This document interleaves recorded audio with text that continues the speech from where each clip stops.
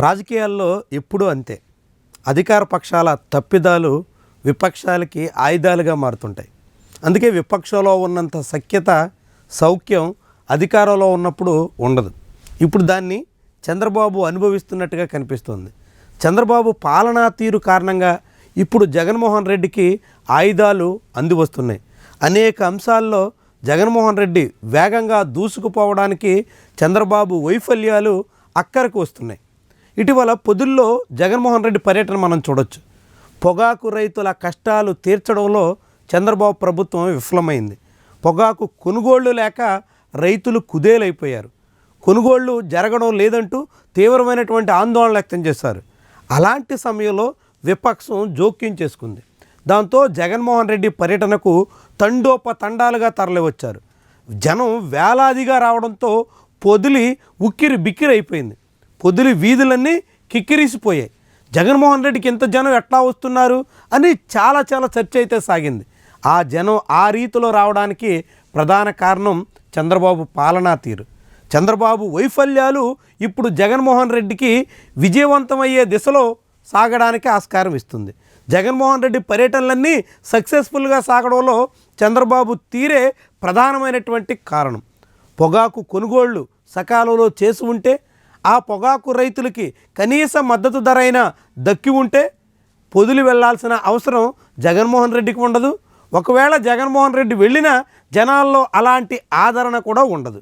అంటే ప్రభుత్వ తీరు జగన్మోహన్ రెడ్డికి ఎలా కలిసి వస్తుందో మనకి పొదిలి ఘటన చాటి చెబుతుంది. ఇప్పుడు పల్నాడులో జగన్మోహన్ రెడ్డి పర్యటనకు వెళ్ళారు. పల్నాడు జగన్మోహన్ రెడ్డి తన పార్టీ కార్యకర్త కుటుంబాన్ని పరామర్శించేందుకు వెళ్తున్నారు. సత్తెనపల్లిలో మొన్నటి ఎన్నికల ఫలితాల తర్వాత పాలకపక్షాల ఒత్తిళ్లతో ఆత్మహత్యకు పాల్పడ్డారు అని భావిస్తున్నటువంటి వ్యక్తి కుటుంబాన్ని పరామర్శించేదానికి ఎటువంటి ఆటంకాలు లేకుండా, ఎక్కడ అడ్డంకులు సృష్టించకుండా, ఆంక్షలు పెట్టకుండా ఉంటే ఈ స్థాయిలో జగన్కి ప్రచారం దక్కేది కాదు అని వెళ్ళేటి వాళ్ళు అక్కడేదో వాళ్ళతో ముచ్చడించి తన ఛానళ్ళలో తనకు అనుకూల పత్రికల్లో కథనాలు రాసుకుని వెనక్కి వచ్చేవాళ్ళు. కానీ ఇప్పుడు పరిస్థితి మారిపోయింది. ప్రభుత్వమే ఆంక్షలు పెట్టే ప్రయత్నం చేసింది. అడ్డుకుంటాం అంటూ ప్రకటన చేసింది. అలాంటి అనుమతులు లేవు అంటూ తేల్చేసింది. ఇది వైఎస్ఆర్సీపీలో పట్టుదలని పెంచింది. మొత్తం పల్నాడు జిల్లా వ్యాప్తంగా పెద్ద స్థాయిలో కార్యకర్తలు కదిలేందుకు కారణమైంది.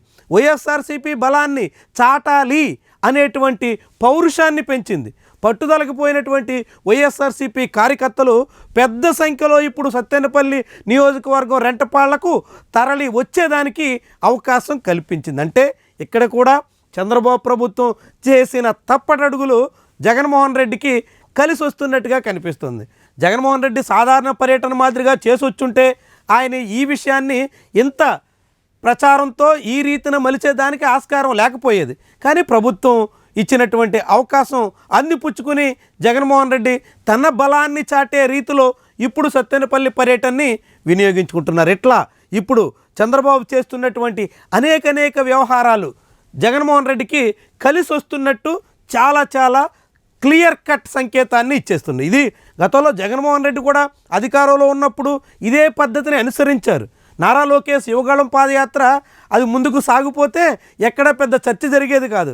ఆ లోకేష్ పాదయాత్రని అనేక మార్లు అడ్డుకోవడానికి, అనేక చోట్ల అడ్డంకులు సృష్టించడానికి జగన్ అండుకో చేసినటువంటి ప్రయత్నాలు బెడిసిగొట్టి లోకేష్కి మంచి ప్రచారాన్ని కల్పించి ఆ పాదయాత్ర సక్సెస్ కావడంలో తమ వంతు పాత్ర పాలకపక్షమే పోషించినట్టు అయ్యింది. ఇప్పుడు మళ్ళీ జగన్మోహన్ రెడ్డిని ఆ రీతిన ఎదిగేందుకు, మళ్ళీ జనాల్లో ఆదరణ పొందేందుకు, మళ్ళీ ప్రజాభిప్రాయం ఆయన వైపు మరిలేందుకు తగ్గట్టుగా చంద్రబాబు చర్యలు కనిపిస్తున్నాయి. గతం నుంచి చంద్రబాబు నాయుడు ఏం పాఠాలు నేర్చుకున్నట్టుగా కనిపించట్లేదు. అది జగన్మోహన్ రెడ్డికి పెద్ద అడ్వాంటేజ్గా మారుతున్నట్టు మనకి స్పష్టమవుతుంది.